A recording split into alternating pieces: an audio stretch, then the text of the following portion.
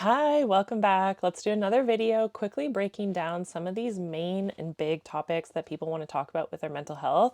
And today we're doing inner child. I have a full 1 hour in-depth workshop step by step that I go through in the Wellness Club. And this is going to be a little snippet of that so you can get a taste of what it's like to work with me. And you can also dip your toes into what it's like to do inner child work. Inner child work is any form of self-discovery that helps you access that child piece of you. So it's that like younger version of yourself, along with the experiences, the emotions that you had.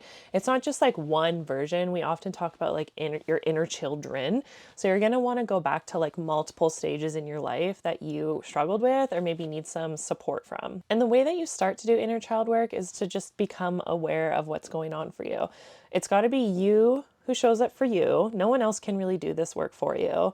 And you have to step in to like protect yourself, meet their needs, validate their feelings, honor their boundaries, engage in the way they want to engage, expression, and just kind of like to start with, ask yourself, like, what age of you needs this work? What ages of you really struggled? Intuitively, you're going to kind of know what comes up. So follow that intuition. When we do inner child work, we really need to pillar it with mindfulness, which is just a really fancy word for noticing and paying attention. So like what's going on for me.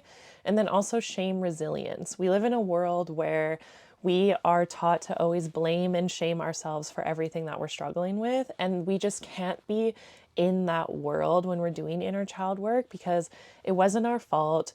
Oftentimes we got things we didn't deserve or didn't get things that we deserved. And we want to empower you to build the relationship with you. So you're stepping into your own power to feel emotions, meet needs, reparent yourself, honor little you, and heal your wounds. So when we step into being an adult, you do have the freedom and the flexibility and the power, the access to boundaries, control, and now you get to choose how to use those things to start to heal the little versions of you. So you want to become aware, that's that mindfulness piece, your thoughts and feelings today that are influenced by the younger you, the developmental science behind it, so what goes on in our brain, and I go into that more in depth in the workshop, family, culture, environment, all of that comes together for how you show up in the world and how you developed into who you are today as an adult. Bottom line, none of our needs were met perfectly.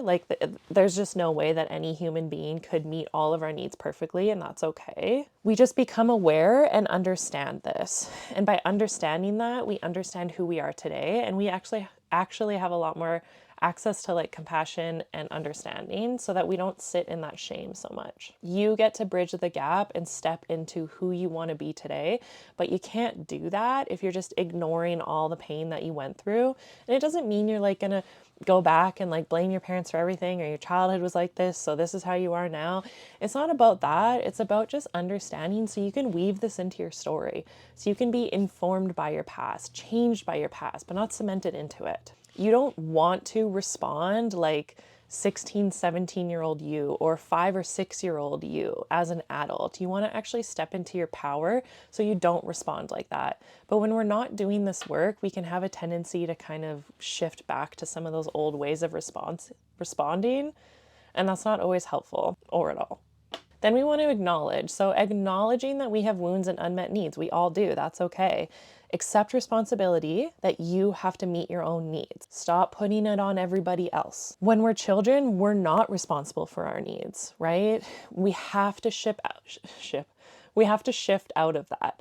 So we want to move out of that victim stance, taking our power back. We kind of say like, okay, whoa, I'm an adult now and I need to show up to myself. I need to learn how to treat myself differently because you do have the power. It might feel like you don't, but it's because it's been years of messaging and development that's kind of got you to the place that you are, which is why we kind of go back into that, step into it, and slowly start to change and rewire that so you can show up to yourself differently. And then we got to feel and we got to do something about it on a daily basis. We got to build a relationship with yourself. How do you show up to yourself, talk to yourself, take care of yourself, feel your feelings? How are you managing your like critical talk, connecting to different ages of you, processing those experiences and belief systems? When we're in our own way with criticism and beliefs that we don't matter, we have to stop and understand that we can treat ourselves better and step into that as an adult. Don't give like your family or traumas or the systems of oppression in the world the power to define you or the power to like control how you show up in the world, because that's not fair to yourself, especially your adult self or all the versions of the younger self of you. We have to figure out how to get out of our own way and stop criticizing ourselves so much all the time. This kind of work doesn't mean that you like hate your parents. I mean, maybe they did really blow it at parenting and maybe you do really hate them, and that's fine. But you can also understand that your parents did the best they could with what they knew, and that probably wasn't all your needs, because again, nobody can meet all of our needs and you have to step into that. So it's not about like doing the blame train to your parents and just taking all of the accountability and responsibility off of you, but it's understanding how all of that came together throughout your story, throughout your lifespan. Really make a commitment to yourself that you're not going to ignore yourself and your needs anymore. Show up to yourself, right? The thing that you are responsible for is meeting your own needs. And if you're really struggling, like it's a hard pill to swallow, but you're to blame for that, right? Because it doesn't take away that all the things that you went through mattered. Those things do matter, and they changed you and they harmed you and they weren't fair. But you get to choose how you want to show up for yourself, and shifting ourselves out of that victim place of like, your family is all to blame, and if they were just different, you wouldn't be like this, and they really screwed you up in your childhood. If we just take that power back and go, okay, they didn't do the best job, there was a lot of harm done to you. How do you take that power back and go, and now I'm an adult and now I get to choose how I want to show up for myself? And that's going to look like a lot of really hard healing. It's going to look like facing yourself. It's going to look like doing some really hard work, boundaries, communication, emotion work. And that's hard. So it makes sense why you're avoiding it, but don't blame anybody else for it. And we want to show up for ourselves, show up to our inner children. Don't be buttholes to them. Lean in and show up for them. Do not bully them even more. Do not be mean to yourself. You can be, this is hard to accept myself. This is really difficult to embrace all these versions of myself, but don't be the bully to yourself again. Don't step into that as an adult. Go and do the things that you were never allowed to do or discouraged from or didn't have the chance to. Show up and do that now as an adult. Honor those versions of you. And it's normal if it's difficult to connect. This might be really hard. Visualization is a skill and it's not always accessible. So sometimes we do like physically just have to go and do those things. Sometimes we can start with journaling. Sometimes we can start with just talking about it to the people that we feel closest to. And then we connect with ourselves. I have 9 ways of connection. I'll just go over a couple of them. But something like grabbing a picture of little you, put it on your dashboard, on your mirror, your phone screen, take it with you, take it everywhere, right? Do this with the age that feels really difficult to do so. Maybe start with an easier one. But work your way up to taking yourself with you and honoring all of those experiences for yourself. Do something for yourself that you wish you could have had when you were a kid or that you didn't get. Pick something and follow through with that action, whether it seems silly, whether it's like swimming or a museum or camping or chasing butterflies or playing basketball in the park. Whatever it is, like as adults, we get on this like silly mask where we're like, don't be silly, don't be weird, don't do any of those things. But we actually have to bring that back to us a little bit more. We have to step into that little person and embrace all of the little quirks and the weird things about us, because that's what makes us all human.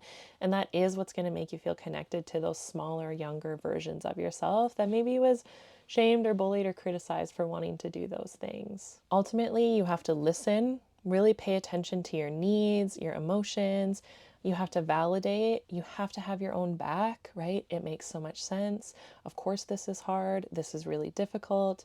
And then you have to reteach. You have to parent yourself again. And we're always doing that, especially when we have a relationship to ourselves. We don't just turn like 20 years old and then figure out life.